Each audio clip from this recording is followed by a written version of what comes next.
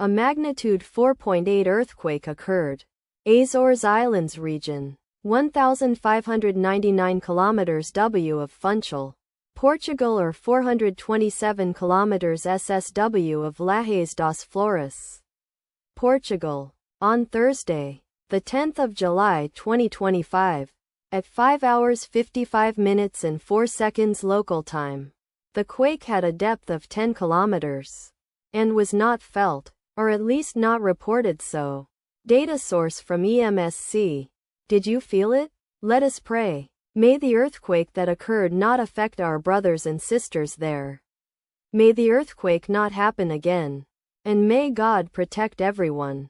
Amen.